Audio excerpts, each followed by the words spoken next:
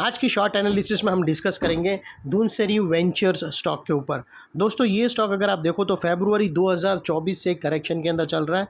मोटा मोटी देखो तो दोस्तों इसने 6 महीने पूरे करेक्शन में बिता दिया, यानी पूरा आधा साल करेक्शन में। और दोस्तों करेक्शन में भी इसने दोनों तरह का करेक्शन दिया है और वो भी इक्वली।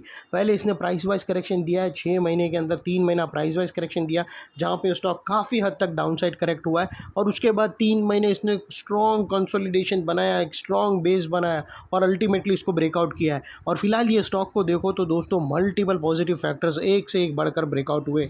ये स्टॉक के अंदर भी दोस्तों एक डाउनवर्ड स्लोपिंग पैरेलल चैनल थी जो एक बहुत बड़े रेजिस्टेंस का काम कर रही थी। अल्टीमेटली स्टॉक ने उसको ब्रेकआउट किया है।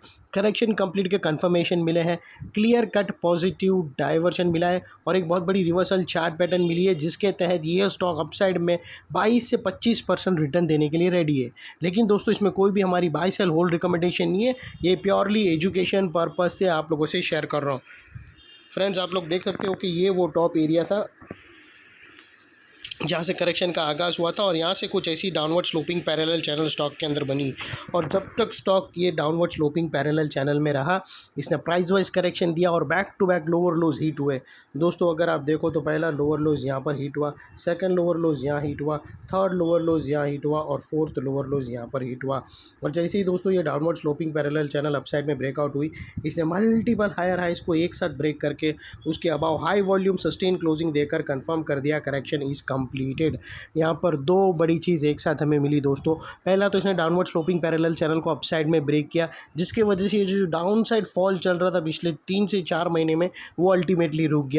और सेकेंडली दोस्तों इसके अंदर जो back to back lower lows hit होने के चेन थे वो तोड़कर उसके अगेंस्ट में फर्स्ट हायर राइज रजिस्टर्ड किया, जो हमें कंफर्म करता है कि स्टॉक के अंदर बॉटम लग गई। यहाँ पर करेक्शन कंप्लीटेड और इसने अपसाइड ट्रेंडिंग मूव का पहला कदम भी रख दिया है मल्टीपल हायर राइज मारकर।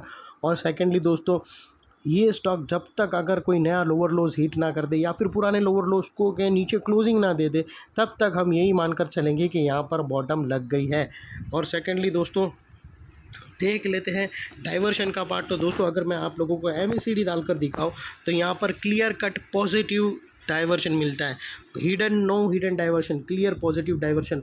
और दोस्तों positive diversion positive hidden diversion से भी ज़्यादा स्ट्रॉन्ग रहता है। और दोस्तों एक बहुत बड़ा ग्रुप ऑफ ट्रेडर है जो सिर्फ़ और सिर्फ पॉजिटिव डाइवर्शन पे ही काम करता है और उन लोग की एंट्री की वजह से एक अच्छा खासा मोमेंटम स्टॉक के अंदर आता है। तो और दोस्तों यहाँ पे अगर आप देखो तो ये दोस्तों ये डाउनवर्ड स्लोपिंग पैर जो प्राइस एक्शन के लोअर लो स्विंग है, अगर आप देखो तो डाउन साइड में टिल्ट हुए हैं। और वही एरिया से अगर आप MACD के ऑसिलेशन देखो तो वो अपसाइड में टिल्ट हुए हैं फ्रेंड्स, और ये अपसाइड में टिल्ट हुए हैं। और यहाँ से हमें ब्रेकआउट मिला है दोस्तों जो एक अपसाइड मोमेंटम पंप करेगा स्टॉक के अंदर। और दोस्तों बात कर लेते हैं चार्ट पैटर्न की। तो दोस्तों बेहतरीन रिवर्सल चार्ट पैटर्न मिले। इसने जो कंसोलिडेशन ये चार्ट पैटर्न को इटसेल्फ बनने में दोस्तों 4 से 5 महीने लग गए, यानी 1 क्वार्टर से ज़्यादा इसने सिर्फ बेस बनाया दोस्तों। और अल्टीमेटली ज़बरदस्त chart pattern rounding bottom breakout होते हुए मिली जिसकी नेकलाइन अराउंड 404 के आसपास है। और दोस्तों ये जो इनसाइड रेंज है rounding beautiful rounding bottom chart pattern की, ये कोई छोटी मोटी रेंज नहीं है दोस्तों, ये तकरीबन 22 से 25% की रेंज है जो यहाँ से ब्रेकआउट होने के बाद अनदर 25% अपसाइड रनअप देंगी। और वो लिहाज से दोस्तों स्टॉक का जो अगला टारगेट फर्स्ट टारगेट निकल कर आता है 505 का फ्रेंड्स।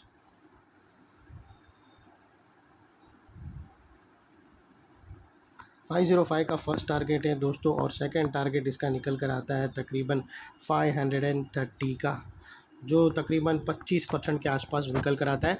और दोस्तों बीच में कुछ रेजिस्टेंस है ये स्टॉक फेस करेगा, जिसको यहाँ पर गैप है जो फील करेगा, गैप फील करने आएगा तो वो एक रेजिस्टेंस का काम करेगा।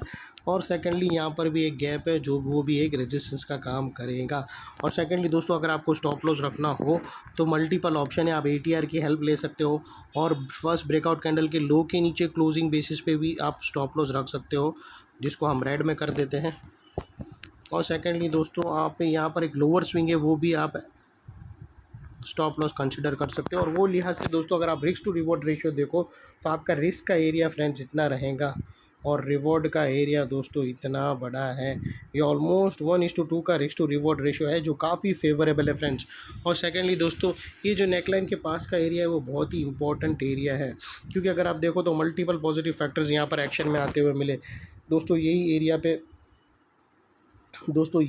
पे अगर आप देखो तो मल्टीपल पॉजिटिव फैक्टर्स एक्शन में, यही एरिया पे दोस्तों downward sloping parallel channel upside में ब्रेकआउट होते हुए मिली, यही एरिया पे लोअर लोज हायर हाइज में शिफ्ट होते हुए मिले, यही एरिया पे दोस्तों clear cut positive diversion MACD के थ्रू मिला, और यही एरिया पे दोस्तों एक बहुत बड़ी reversal chart pattern rounding bottom breakout होते हुए मिली। तो दोस्तों जो एरिया अभी तक एक स्ट्रॉन्ग रेजिस्टेंस था वो अल्टीमेटली स्ट्रॉन्ग सपोर्ट बनकर खड़ा है।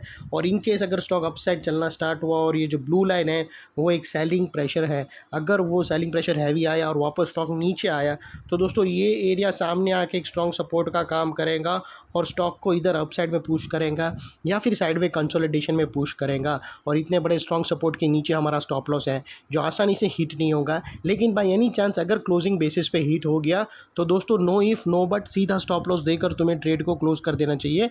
ये थी हमारी एनालिसिस। अच्छी लगी तो प्लीज़ चैनल को लाइक शेयर सब्सक्राइब ज़रूर करना फ्रेंड्स। Thank you.